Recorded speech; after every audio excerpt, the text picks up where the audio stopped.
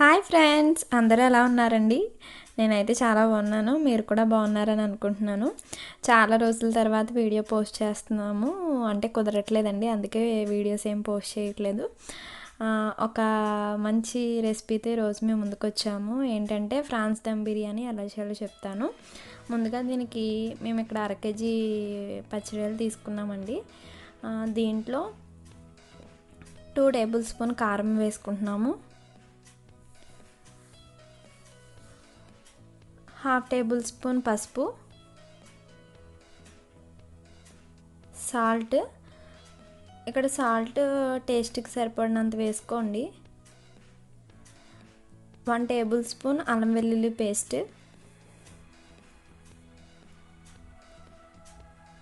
ఒక half lemon తీసుకుంటే సరిపోద్దండి. Half lemon వేసుకోవాలి. కొంచెం కరివేపాకు, కొత్తిమీర, పుదీనా, ఈ 3 కొంచెం కొంచెం వేసుకుంటే చాలు. అలాగే గరం మసాలా 1 టేబుల్ స్పూన్,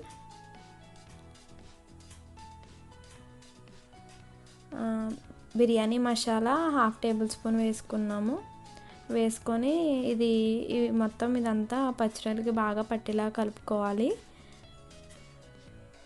ఇలా కలుపుకున్న తర్వాత నేనైతే ఇక్కడ పెరుగు ఈ స్పూన్తో 2 టేబుల్ స్పూన్ వేసుకున్నాను. మీకు అలా తెలియకపోయినా ఒక చిన్న బౌల్లో వేసుకున్నా సరిపోతుంది. ఇప్పుడు దీన్ని కూడా కలుపుకొని ఇలా కలుపుకోవాలి. ఇప్పుడు దీన్ని 1 అవర్ ఫ్రిడ్జ్లో పెట్టుకొని మ్యాగ్నేట్ చేసుకోవాలి. 1/2 కేజీ ఫ్రాన్స్కి 1/2 కేజీ బాస్మతి రైస్ తీసుకున్నాము. ఇప్పుడు దీన్ని 2 టైమ్స్ కడుక్కొని అప్పుడు ఒక హాఫ్ అన్ అవర్ కానీ 1 అవర్ కానీ మనం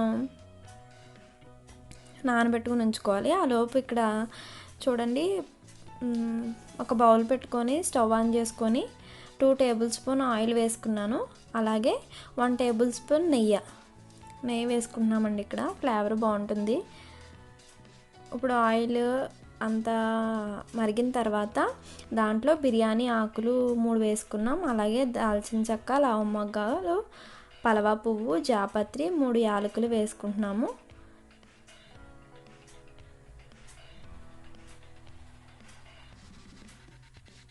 వేసుకొని ఫ్రై చేసుకోవాలి. అవి కొంచెం ఫ్రై అయిన తర్వాత 3 పచ్చిమిరపకాయలు, ఆనియన్స్ 2 తీసుకున్నాము. ఇలాగా పొడుగ్గా చీరుకోవాలి.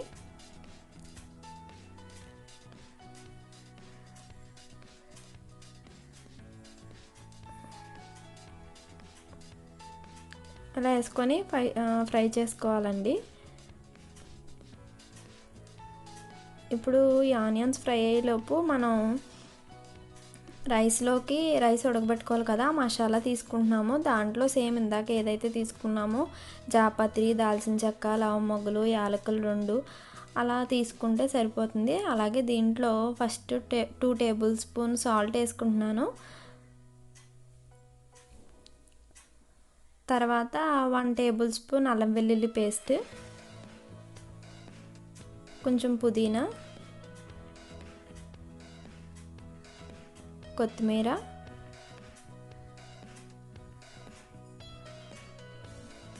కరివేపాకు కొద్దిగా వేసుకున్నామండి ఇక్కడ.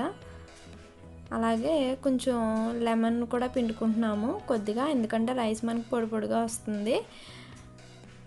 తర్వాత కొద్దిగా ఆయిల్ వేసుకొని స్టవ్ మీద పెట్టుకోవాలి. పెట్టుకున్న తర్వాత చూడండి, ఇలాగా వాటర్ అనేది మనకి మరుగుతున్నప్పుడు ఇందాక మనం నానబెట్టుకున్న రైస్ని దీంట్లో వేసుకొని ఒకసారి కలుపుకోవాలి. ఇప్పుడు ఒకసారి ఇక్కడ వాటర్ టేస్ట్ చూసుకోండి, అంటే ఆ రైస్కి సాల్ట్ అనేది సరిపోయిందా లేదో. నాకు ఇక్కడ సరిపోలేదు, కొంచెం 1 టేబుల్ స్పూన్ నేను సాల్ట్ వేసుకున్నాను.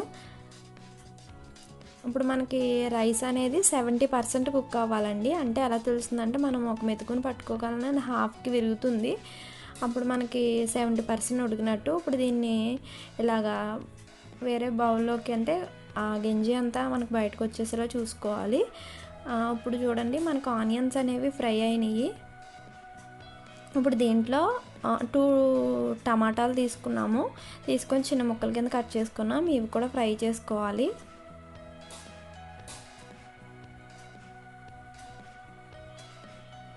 ఇప్పుడు దీంట్లో మళ్ళీ కొద్దిగా కరివేపాకు, కొద్దిగా కొత్తిమీర, కొద్దిగా పుదీనా, ఎందుకంటే టేస్ట్ బాగుంటుందండి ఇలా వేసుకోవడం వల్ల. ఇప్పుడు ఇవన్నీ కూడా బాగా ఫ్రై అవ్వాలి మనకి. చూడండి ఇలా ఫ్రై అయిన తర్వాత ఇందాక మనం మ్యారినేట్ చేసుకున్న ప్రాన్స్ని ఇప్పుడు దీంట్లో వేసుకోవాలి.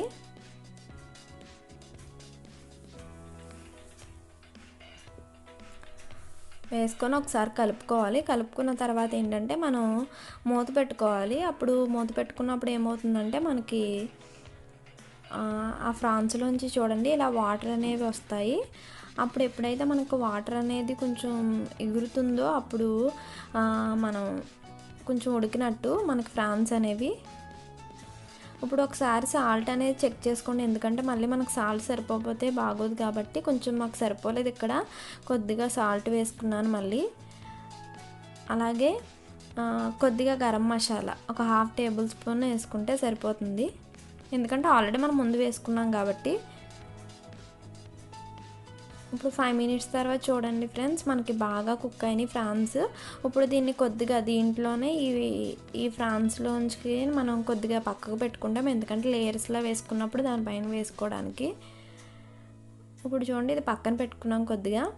ఇప్పుడు మనం ఇందాక ముందుగా ప్రిపేర్ చేసుకున్న రైస్ని ఇప్పుడు ఇలా వేసుకుంటున్నాము దానిపైన లేయర్స్ కింద. అది మీ ఇష్టం అండి, అది ఉడికినప్పుడు కూడా డైరెక్ట్గా వేసుకోవచ్చు, ఒకవేళ కుదరదు అనుకున్న వాళ్ళు ఇలా వేసుకోండి. ఇప్పుడు చూడండి ఇందాక మనం పక్కన పెట్టుకున్న కర్రీని మళ్ళీ ఇలా పైన వేసుకొని దానిపైన ఇంకో లేయర్ వేసుకున్నాము. ఇప్పుడు ఈ లేయర్ పైన ఏం చేస్తున్నాము అంటే కొద్దిగా పుదీనా, కొద్దిగా కొత్తిమీర, కరివేపాకు కూడా వేసేసుకున్నాము. అలాగే దానిపైన కొద్దిగా ఆయిల్ వేసుకోవాలి. ఇప్పుడు మేము ఇక్కడ ఫుడ్ కలర్ వేసుకుంటున్నాం, మేమైతే రెడ్ కలర్ వేసుకుంటున్నాం, మీకు ఏది నచ్చితే అది వేసుకోవచ్చండి. ఇప్పుడు మనం మూత పెట్టుకోవాలి. ఇలా పైన ఏమైనా బరువు పెట్టుకుంటే మనకి బయట నుంచి ఆవిరిపోకుండా ఉంటుంది. ఇప్పుడు మనం మీడియం ఫ్లేమ్ మీద 7 మినిట్స్ అనేది కుక్ చేసుకోవాలి. 7 మినిట్స్ కుక్ అయిన తర్వాత 15 మినిట్స్కి మనము ఇలా దానిపైన ఉన్న మూత అనేది తీసుకోవాలి. చూడండి ఫ్రెండ్స్, ఎంతో రుచికరంగా ఉండే మనకి ఫ్రాన్స్ దమ్ బిర్యానీ అనేది రెడీ అయిపోయింది చాలా ఈజీగా.